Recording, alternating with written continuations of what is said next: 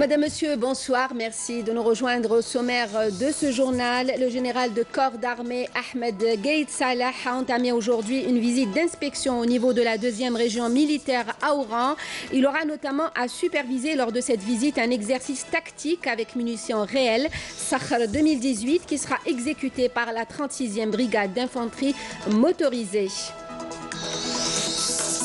Le projet de loi de finances complémentaire 2018 adopté à la grande majorité par l'Assemblée populaire nationale. Bus, Etusa, métro, tramway, train, téléphérique, mise en place d'une carte de transport multimodal d'Alger pour une meilleure mobilité des usagers dans les transports en commun. Un hommage à Cheikh Tahar Al-Jet dans son village de Tamoukra. Cet érudit de l'islam, imam, enseignant, est aujourd'hui âgé de 105 ans. Mais avant de revenir en détail sur ces titres de l'actualité, ces messages du président de la République. D'abord, un message de félicitations à la présidente Kolinda Grabar-Kitarovic à l'occasion de la fête nationale de la Croatie, dans lequel il lui réitère sa pleine disponibilité à œuvrer à la promotion des relations d'amitié et de coopération qui unissent les deux pays. Les félicitations du président de la République également au président mozambicain pour la fête nationale de son pays, dans lequel il s'est réjoui de l'esprit de concertation qui anime les deux pays sur les questions régionales et internationales. Le président Abdelaziz Bouteflika a félicité aussi son homologue slovène à l'occasion de la fête nationale de son pays, lui réitérant également son attachement à l'approfondissement des liens d'amitié et de coopération. Je vous le disais en titre, le vice-ministre de la Défense nationale, chef d'état-major de l'ANP, le général de corps d'armée Ahmed Gaïd Salah, a entamé ce lundi une visite de travail et d'inspection au niveau de la 2e région militaire, où il aura à superviser un exercice tactique avec munitions réelles, Sakhr 2018. Cet exercice sera exécuté par les unités de la 36e brigade d'infanterie motorisée, appuyées par des hélicoptères de soutien de feu et d'avions de chasse.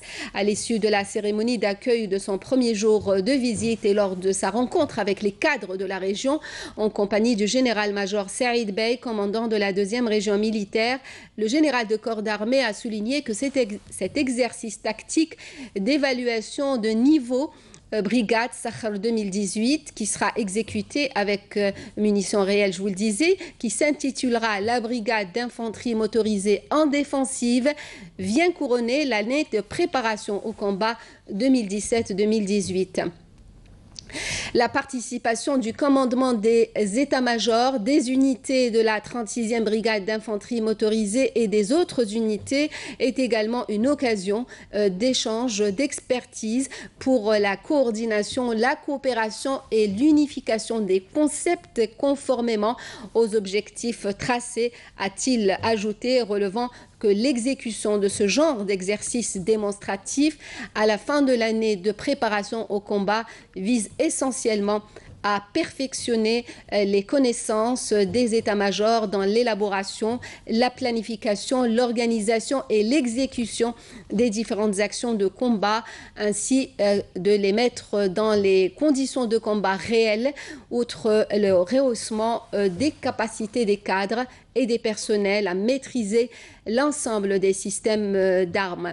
La visite du vice-ministre de la Défense nationale au niveau de la 2e région militaire s'inscrit dans la dynamique de ces visites périodiques aux différentes régions militaires.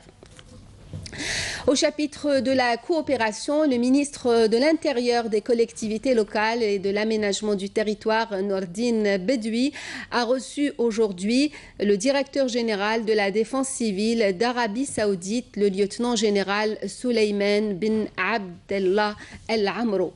Le directeur général de la protection civile, le colonel Mustafa Lehbiri, a assisté à la rencontre. Toujours au chapitre de la coopération, le ministre des Affaires étrangères, Abdelkader Msahel, a reçu aujourd'hui le secrétaire général de l'Union pour la Méditerranée, Kamel Nasser. Abdelkader Msahel a reçu également le représentant spécial du secrétaire général des Nations Unies pour l'Afrique de l'Ouest et le Sahel, Mohamed Ben Chambas. À l'Assemblée populaire nationale, le projet de loi de finances complémentaire pour 2018 a été adopté ce lundi à la grande majorité lors d'une séance plénière présidée par Saïd Bouhadja, le président de l'Assemblée populaire nationale, et en présence du ministre des Finances Abdelrahman Raouia. Les membres de l'APN ont voté à l'unanimité pour la suppression de l'article 6 de ce projet de loi qui avait proposé l'annulation de l'exemption de la TVA pour les véhicules fabriqués en Algérie, tandis que l'article 5 relatif à l'investissement a été modifié. Adoption aussi par les députés de l'APN aujourd'hui du projet de loi définissant les modalités de l'exception d'inconstitutionnalité lors d'une séance plénière en présence du ministre de la Justice, garde des Sceaux et du ministre des Relations avec le Parlement. Les 3 propositions d'amendement soumises par les députés à la Commission des affaires juridiques, administratives et des libertés de l'APN n'ont pas été adoptées. Les membres de l'Assemblée populaire nationale ont adopté également aujourd'hui à la majorité le projet de loi organique relatif à l'Académie algérienne de la langue amazigh lors d'une séance plénière en présence du ministre de l'Enseignement supérieur et de la Recherche scientifique. L'école supérieure navale Moudjahed général Mohamed Boutiran à Temenfoust a abrité aujourd'hui la cérémonie de sortie de plusieurs promotions de l'année scolaire 2017-2018. Abdel Halim Yaïch. Plusieurs promotions de l'année scolaire 2017-2018 portant le nom du Shahid Tal'i Sadaq ont été présidées par le commandant des forces navales, le général-major Haouli Mohamed Al-Arbi. Après le passage en revue des promotions sortantes par le général-major commandant des forces navales, le général Adnan Chérif, commandant de l'école supérieure navale, a rappelé dans une allocution l'attention particulière accordée par le haut commandement de l'armée nationale populaire au système de formation par la mise à disposition de tous les moyens humains et matériels nécessaires, mettant en exergue le niveau de formation et les efforts consentis par les encadreurs et les enseignants pour inculquer aux élèves des connaissances répondant aux exigences des actualités technologiques. Le commandant de l'école a affirmé que ces connaissances scientifiques, techniques et militaires acquises par les élèves durant le stage leur permettront de s'adapter aux progrès atteints par les forces navales dans le cadre du programme du développement et de la diversification des capacités de défense de l'ANP, en plus de leur accorder de hautes compétences qui leur serviront dans l'accomplissement de leurs tâches au sein des rangs des forces navales. Après la prestation de serment par les promotions sortantes, il a été procédé à la remise de diplômes et grades aux majors de promotion, suivi par une parade militaire effectuée par les promotions sortantes.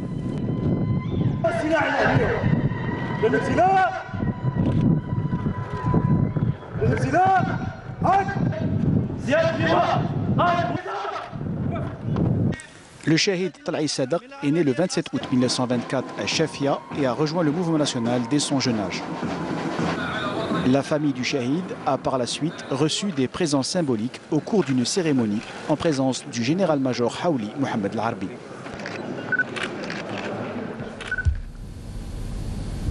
Cérémonie de sortie de nouvelles promotions aussi ce lundi de l'école supérieure des transmissions Moudjahed Abdelhafid Boussouf de Qli'a. 14 promotions d'officiers dans différentes spécialités dont la guerre électronique, les systèmes informatiques et le commandement. Amel Seridir.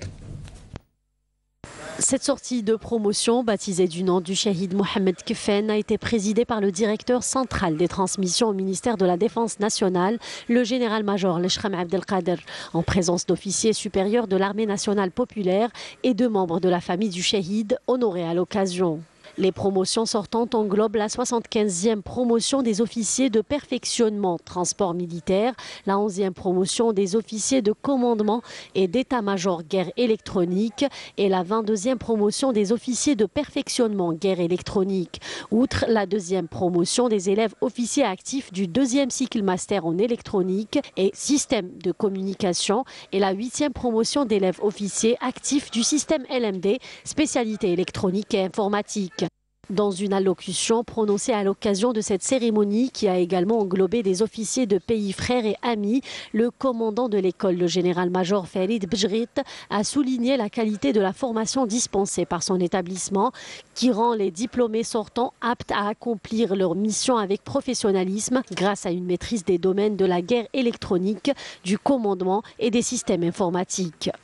Louant l'intérêt suprême conféré par le commandement de l'ANP au facteur formation, le général-major Farid Bejrit a également appelé les diplômés à faire prévaloir les valeurs de fidélité et de dévouement dans l'accomplissement de leurs devoirs, afin de donner la meilleure image possible de l'ANP. Après le passage en revue des carrés des officiers sortants par le général-major Leshram Abdelkader, les élèves ont prêté serment avant la remise des grades et diplômes au major des 14 promotions, puis la passation de l'emblème national à la promotion entrante. Né le 20 novembre 1913, le Shahid Mohamed Kefene est un enfant de Koléa, tombé au champ d'honneur à la fin de l'année 1957, suite à une embuscade tendue par l'ennemi français qui l'a capturé, puis exécuté par balle. Le Shahid, qui relevait de la wilaya historique 4, a rejoint à ses débuts le Parti du peuple algérien avant de rallier le mouvement pour le triomphe des libertés démocratiques.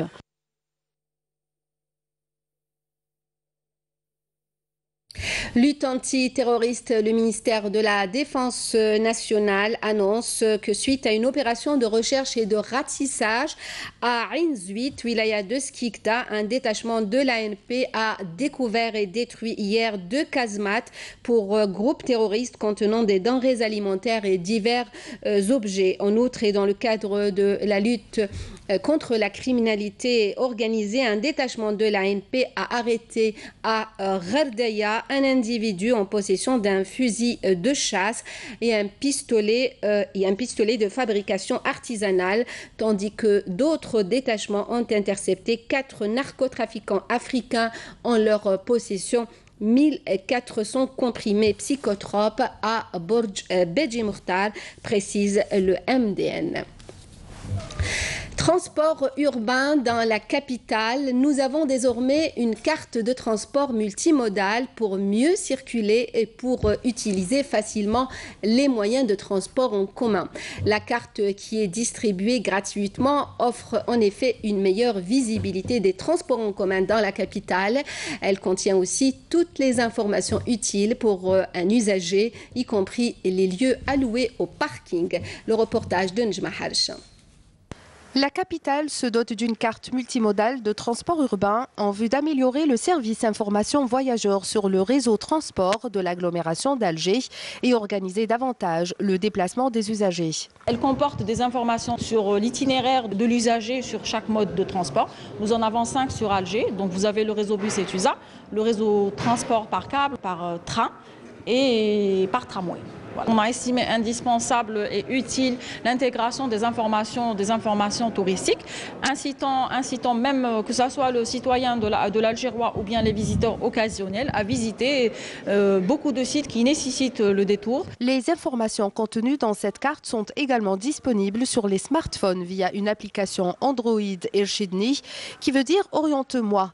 Un raccourci virtuel aux multiples fonctionnalités qui informe les usagers sur les moyens de transport interconnectés en temps réel, sur les éventuelles perturbations ou retards survenus, mais pas seulement. On peut avoir l'ensemble du tarification de l'ensemble du réseau au niveau de l'agglomération algéroise, donc à savoir le métro, le tramway, le train de banlieue et le transport par câble. On peut avoir aussi l'ensemble des parkings existants au niveau de l'agglomération algéroise ainsi que leur capacité. Donc ça va nous permettre, on va dire, d'inciter les utilisateurs d'emprunter les transports en commun et de délaisser la voiture. Elle nous donne, on va dire, l'ensemble des pôles d'échange existants au niveau de l'agglomération algéroise. En marge de cette rencontre, un protocole d'accord a été signé entre les différents opérateurs portant sur le référentiel fonctionnel commun. Objectif, le lancement du ticket unique. Le ticket unique qui va permettre aux voyageurs de voyager simultanément sur les différents modes de transport en utilisant une seule et une carte sans contact. Il y aura un seul et unique prix pour les utilisateurs de la carte multimodale. Il sera fixé en fonction des charges et des opérateurs et sera réparti par une chambre de concession en fonction des déplacements des usagers. Conçue et réalisée par l'autorité organisatrice des transports urbains, la carte est désormais disponible au niveau des kiosques de l'aéroport d'Alger, des aérogares, des différentes stations de métro, de train, de bus et de tramway. À propos de transport, 25% des besoins en électricité du nouvel aéroport international d'Oran seront couverts par le solaire. Un véritable plus pour la future enceinte aéroportuaire. Une extension qui donnera la possibilité d'atteindre les 6 millions de passagers par an. Sa réception est prévue pour la fin de cette année. Nesrine Ben Saïdi.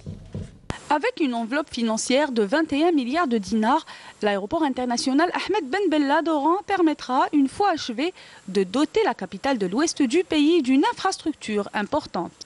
Cette extension permettra d'ajouter 2 modules qui offriront la possibilité d'atteindre les 6 millions de passagers par an. L'aéroport يتسع 3,5 millions de passagers par an. Il est réalisé sur une surface au sol de 15 000 m² avec une surface totale approximativement de 41 000 m². La particularité de l'aéroport, c'est que nous avons avec une démarche HQE, haute qualité environnementale. Cette nouvelle infrastructure permettra de traiter simultanément 6 vols grâce à 6 trains d'embarquement direct depuis et vers l'avion. La pose de panneaux solaires de haute technologie en matière de production de l'énergie assurant 25% des besoins en électricité. On va traiter 6 vols en même temps. Ça va nous faire à peu près jusqu'à 800 passagers en même temps dans cette salle où nous tenons. Donc en plus de l'Hadira, il y a 6 avions, en plus des avions qui vont stationner, c'est-à-dire poste éloigné. Avant qu'elle va passer jusqu'à 20, jusqu'à 25 C'est un projet qui entre dans le cadre du programme du président de la République, Abdelaziz Bouteflika. C'est un projet très important et dont les travaux de réalisation connaissent un rythme soutenu. On peut très bien le constater jour après jour. La mise en service de cette nouvelle infrastructure se fera vers la fin de l'année en cours avec un taux d'avancement de 90%. Les réfugiés sahraouis à Tindouf vivent avec l'espoir de revenir un jour vers leur terre, vers leur pays légitime, le Sahara occidental. Cette population dépossédée de ses terres est contrainte de vivre dans ces camps. La journée mondiale du réfugié célébrée le 20 juin a été marquée par la présence de représentants du HCR, de l'UNICEF et de l'ambassade des États-Unis à Alger venus réaffirmer leurs aides et leur solidarité. Fatma Zohra Ben Farjalla, Nakhla Al-Arbi. Ils étaient nombreux, les représentants de l'ambassade des États-Unis à Alger et du HCR, à prendre part cette année à la journée internationale des réfugiés organisée à El Ayoun. C'est un jour particulier pour les représentants du HCR et pour les réfugiés sahraouis. Je tiens également à mettre en avant le rôle du pays hôte, à savoir l'Algérie, qui a accueilli un nombre important de réfugiés. Le gouvernement des États-Unis sont toujours engagés pour aider dans le monde entier tous les gens qui ont besoin de l'aide. Et ici, nous faisons ce que nous pouvons faire. Notre présence ici témoigne effectivement de notre support inconditionnel pour souvenir aux besoins humanitaires journaliers des Sahraouis en coordination avec l'UNICEF et effectivement avec le Croissant Rouge algérien et le Croissant Rouge sahraoui. À l'issue de l'inauguration d'un micro-projet financé par l'ambassade des États-Unis, les représentants américains ont réaffirmé l'engagement humanitaire de leur pays aux côtés des réfugiés. L'UNICEF participe aujourd'hui à la célébration de la Journée mondiale des réfugiés aux côtés du HCR et du PAM, en tant qu'acteurs dans la réponse aux besoins des enfants réfugiés dans les secteurs de l'éducation et de la santé. Les organisations non gouvernementales ont fait appel à la communauté internationale pour une aide humanitaire d'urgence au profit des réfugiés sahraouis. Nul besoin par ailleurs de rappeler la tradition de solidarité active de l'Algérie quant à l'accueil et la protection des réfugiés sahraouis notamment. On arrive au sport et les Jeux méditerranéens de Tarragone en Espagne. Et on retrouve notre envoyé spécial, Mokhtar Hamani. Hola, Mokhtar. Hola Nadia, hola à tous les Algériens, comment ça? Oui, donc Oussama Sahnoun n'a pas pu décrocher l'or aujourd'hui malheureusement, mais il a pu quand même signer un nouveau record d'Algérie. Pour être franc avec nous, ce sont les deux termes que j'utilise ici en Espagne, hola, comment ça? Mais Oussama Sahnoun n'a pas eu besoin de connaître la langue espagnole aujourd'hui pour s'imposer, car seul le langage universel, à savoir la loi du sport, les valeurs du sport, lui ont permis de remporter une deuxième médaille. Elle est en argent et elle est, on va dire, importante dans la moisson de la délégation algérienne. La deuxième pour lui, hier il avait remporté l'or sur le 100 mètres nage libre brillamment, il faut le dire, avec un nouveau record d'Algérie. Aujourd'hui, il termine deuxième derrière le grec qui a réalisé 21,66, le grec Christian Coleman. Oussama Sahnoun donc s'est contenté de cette deuxième place avec un temps de 21 secondes et 96 centièmes, alors que l'Égyptien Khalfallah Ali termine troisième, 21,97. Une belle médaille pour l'enfant de Constantine, donc qui a confirmé sa bonne forme cette année. Il y a également la lutte avec l'athlète algérien engagé en lutte gréco-romaine, à savoir Laouni Abdelnour, qui combattait pour le bronze face au Français Léo Tudesca. Eh bien, il s'est incliné, il n'aura pas le bronze. 6-4, c'était le score de cette finale. Dans un tout petit instant, dans 5 minutes, plus exactement, il y aura l'entrée en lice de Bachir Sid Azara pour la finale des 87 kg spécialité gréco-romaine. Ce sera face au champion du monde, le Turc Bassar Metehan. Juste après, il y aura Adel Boudjemlin dans la finale des 97 kg, même spécialité gréco-romaine, face à Moumounvi, un Mélona français. Toute la délégation algérienne s'est déplacée ici. Ils ont rempli les tribunes pour encourager les deux Algériens pour obtenir l'or. Ça ne sera pas facile, mais ils vont tout faire. Ils sont gonflables, les Algériens, pour remporter 2 médailles d'or. Mais sinon, si on se contente que 2 médailles d'argent, et si on en reste là, on aura 3 médailles d'argent pour cette journée. Et il faut rappeler également qu'il y a eu la défaite, la deuxième de suite pour l'équipe de volleyball qui s'est inclinée devant la France 3-7-1, et une belle prestation pour les volleyeurs. Alors qu'il y avait juste avant cela, à 10h du matin, l'Algérie qui avait fait une très bonne prestation face aux Italiens en handball. Merci Mokhtar Hamani. Vous étiez en direct avec nous au téléphone depuis Tarragone en Espagne. Et on reste à Tarragone et avec les Jeux méditerranéens, la sélection algérienne de handball a battu aujourd'hui l'Italie et s'est qualifiée pour les quarts de finale. Rafiq Toudelt, Mokhtar Hamani. Après le faux pas enregistré lors de la première journée face à la Croatie, les protégés de Sofiane Hiwani se sont rattrapés devant l'Italie. Une victoire de 38 buts à 32 qui permet aux Verts de se qualifier au quart de finale. Les camarades de Messoud Berkous ont dès la première période affiché leur intention, prenant un écart de 3 buts à la pause. Le 7 national conserve son avantage en deuxième période. Grâce à une solide défense, l'attaque fonctionne encore mieux. Et au sifflet final, le tableau affiche une belle victoire pour l'Algérie, 38-32. الحمد لله كرمنا ربي اليوم من الدقيقه الاولى تقريبا وحنا فايزين سيطره تقريبا لحقنا 6 اهداف 7 اهداف. خليني نهني اللاعبين اللي تضحيات كبيره، فيه لاعبين اللي من شهر جويليه هما يتمرنوا يعني في التدريب، والله غير تحيه تقدير اللاعبين، ونتمناو ان شاء الله المباريات اللي حتجي الجايه ان شاء الله تكون تدخل في خانة بدرجة أولى الاستفادة والاحتكاك بالمستوى العالمي بحكم المنتخب غايب على محطات المنافسات العالمية منذ أكثر من عودة أولمبية. Il a aujourd'hui 105 ans. Cheikh Tahar Al-Jet, cet érudit de l'islam, grand savant, imam, enseignant, moudjahid, toute sa vie a été consacrée à prodiguer les préceptes de l'islam à des générations entières. Un visage familier des Algériens. Un hommage lui a été rendu vendredi dans son village natal de Tamoukra sur les hauteurs d'Akbou. Badia Amarni était présente. Visage angélique et familier, les Algériens sont habitués à le voir sur l'écran de la télévision chaque veille du Ramadan et de l'Aïd. C'est lui, Tahar Ait Al-Jat, savant, imam, enseignant et moudjahid. هو من مواليد 1917 فيفري 1917 هذا ميلادي يعني الآن راه عنده ميلادي قرن وسنة وشوية أما هجري عنده قرن و4 سنوات وشوية يعني تقريبا 5 سنوات وحياته كلها كرسها للدين للإسلام للبلاد وللعباد. في الحقيقة هو علامة مؤرخ مثقف قرأ العلم وقرأ حتى الرياضيات.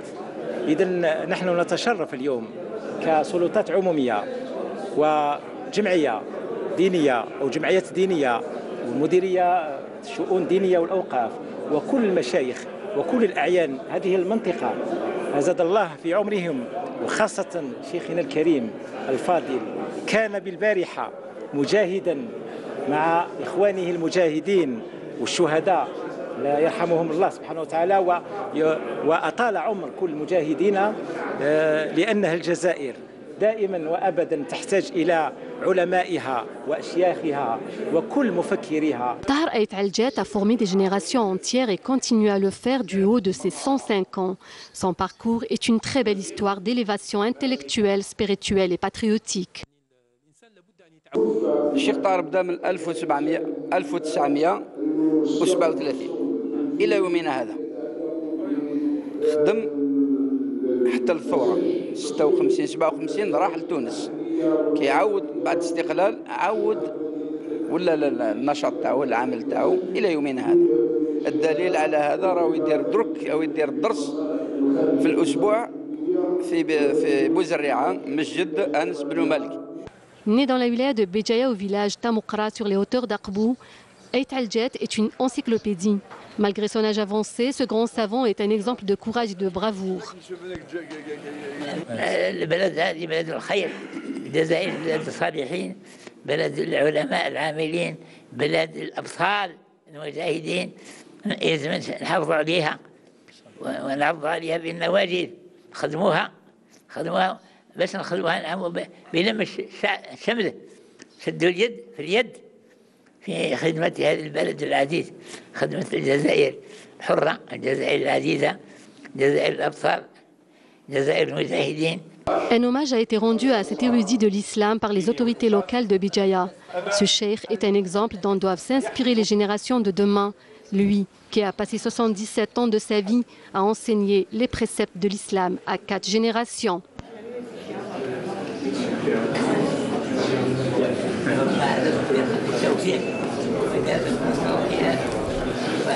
Et avant de terminer ce journal, sachez que vous pourrez suivre ce soir, après le journal de 20h, Question d'actu. Nazim Aziri abordera avec ses invités la guerre commerciale déclenchée par Donald Trump avec l'Union européenne et la Chine. Le rappel des principaux titres avant de nous quitter. Le général de corps d'armée Ahmed Gaïd Salah a entamé aujourd'hui une visite d'inspection au niveau de la 2e région militaire à Oran. Il aura notamment à superviser un exercice tactique avec munitions réelles Sakhr 2018 qui sera exécuté par la 36e brigade d'infanterie motorisée. Le projet de loi de finances complémentaires 2018 adopté à la grande majorité par l'Assemblée populaire nationale. Bus Etusa, métro, tramway, train, téléphérique, mise en place d'une carte de transport multimodale d'Alger pour une meilleure mobilité des usagers dans les transports en commun. Un hommage à Cheikh Tahar Ait Al-Jat dans son village de Tamoukra. Cet érudit de l'islam, imam, enseignant, est aujourd'hui âgé de 105 ans. Merci à vous de nous avoir suivis. Vous pouvez revoir nos programmes sur la page Facebook et la chaîne YouTube de Canal Algérie et sur les www.entv.dz pour le journal. Retrouvez Amina Nadir à 20h pour l'édition en arabe. Demain à midi, Fri Alassari. Nous, on se retrouve à 19h. Passez une bonne soirée.